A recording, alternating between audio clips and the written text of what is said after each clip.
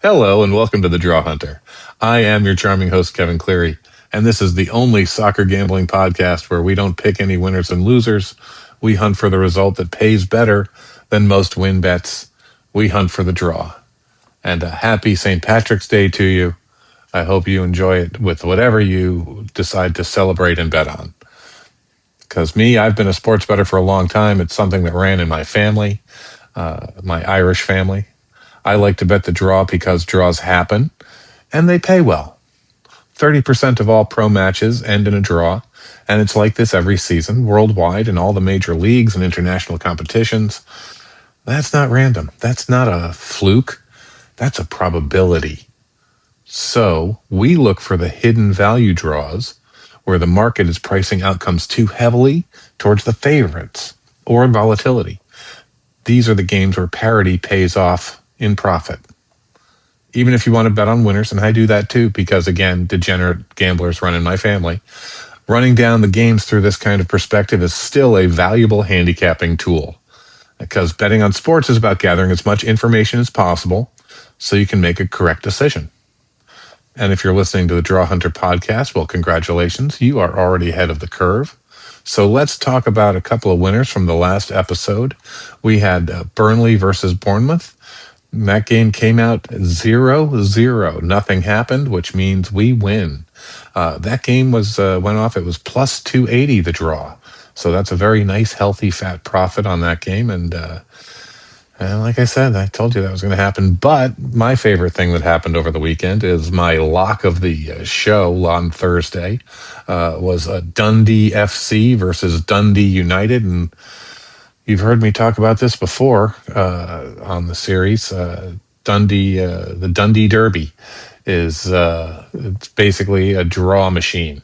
This was, I think, off the top of my head, I didn't even look this up, but it's either the 7th or 8th draw out of the last 13 or 14 games that they've played with each other. They draw half the time or more. And that game was 2-2. So there's a lot of action.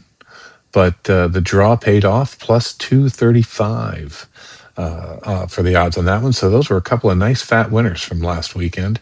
So let's get into the games and the picks this week. These fixtures combine low scoring averages, balanced possession rates, historical draw frequency, and the market pricing that combine to give us the contrarian value we look for when we're making this kind of a draw bet. The games that I'm going to talk about in this episode take place March 17th, again, happy St. Patrick's Day, through March 19th, 2026. And the midweek games are getting a little thinner right now because the action in the UEFA Champions League and Europa League and Conference League are slimming down. We're knocking teams out. There's less games than there were a couple months ago when we had our pick of a lot of different candidates. And this is the second leg, so there's a lot of different sort of risk aversion tactics usually.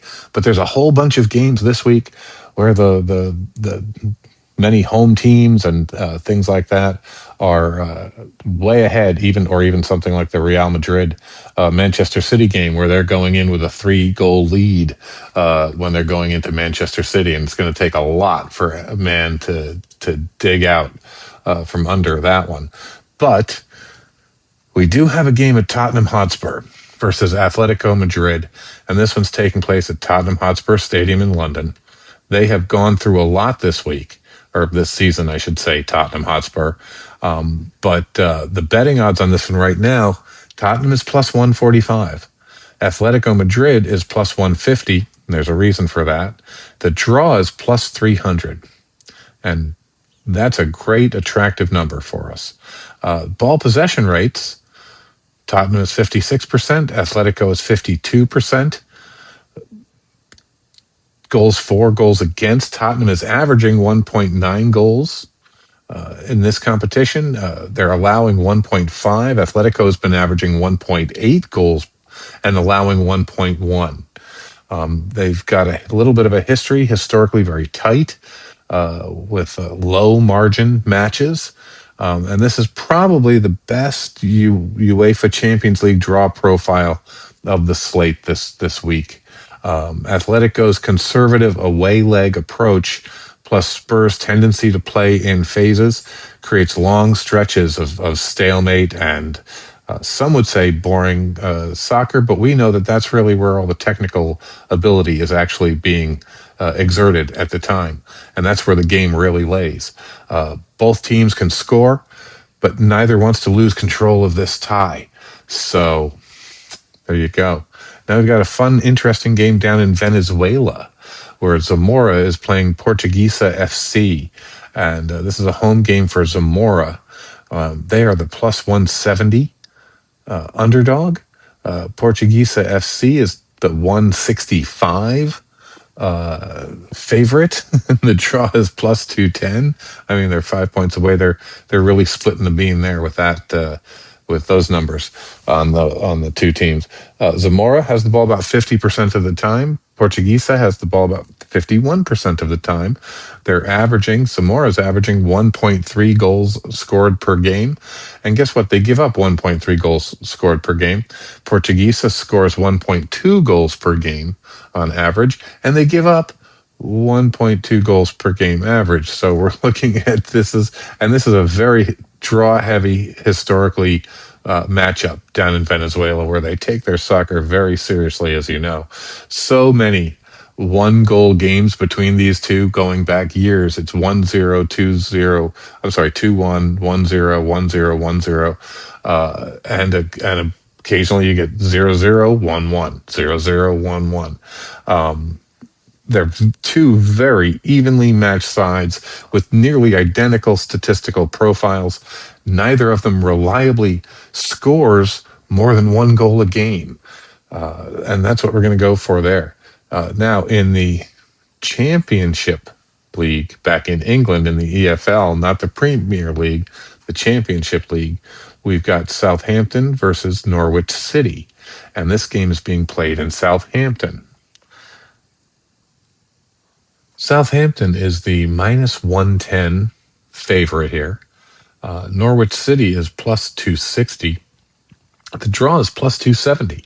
Southampton has the ball about 57% of the time. Norwich has it about 52% of the time.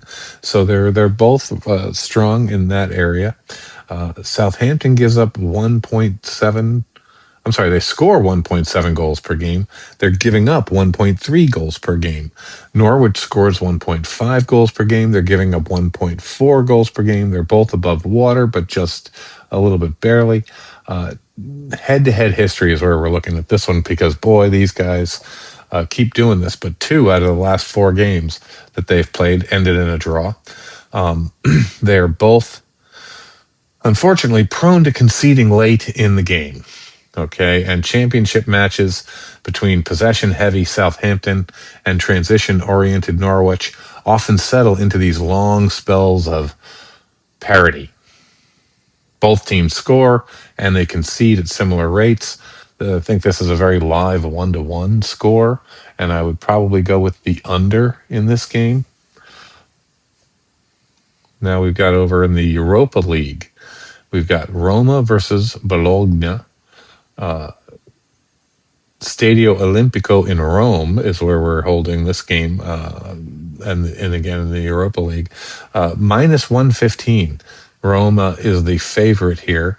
Bologna is the plus 330, plus 330 underdog.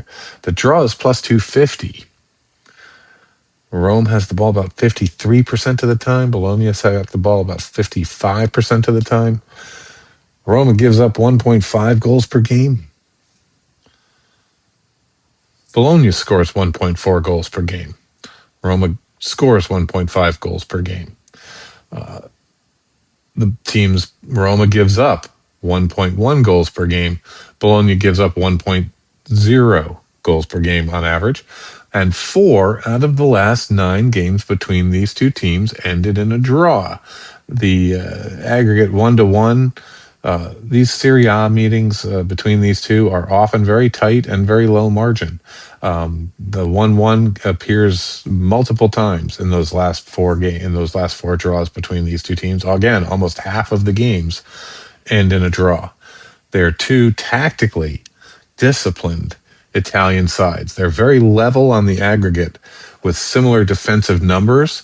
To me, this screams a 0-0, 1-1 game and maybe some extra time. Settle it in extra time and penalties or something like that, because but they're both very risk averse when it comes to these sorts of tournament games. When you're at this level of the tournament, neither manager is incentivized to turn this into a track meet that gets away from either team. There you go. Did I make a good case for the draws this week? Please email me and let me know what you think. You can do that at drawhunterpodcast@gmail.com. That's it for this episode of The Draw Hunter. I am still your hopefully charming host, Kevin Cleary. New episodes drop twice a week. Mondays for all the midweek action like this one. Thursdays for the weekend slate. Once again, please subscribe to our show at Apple Podcasts, Spotify, Amazon, iHeartRadio, or wherever you got your podcast today. Again, if you have any questions or comments, email us at drawhunterpodcast@gmail.com. From the entire Drawhunter team, thank you for listening and spending some time with us. But remember, there's no stopping it. Draws happen. Gambling involves risk. Please gamble responsibly. This show is for informational and entertainment purposes only. No guarantees are made regarding results or financial gain. If you or someone you know has a gambling problem, call 1-800-GAMBLER or visit ncpgambling.org. You must be of legal age to participate in gambling activities. Check your local laws and regulations before placing any bets. This podcast was made by humans, except no substitutes.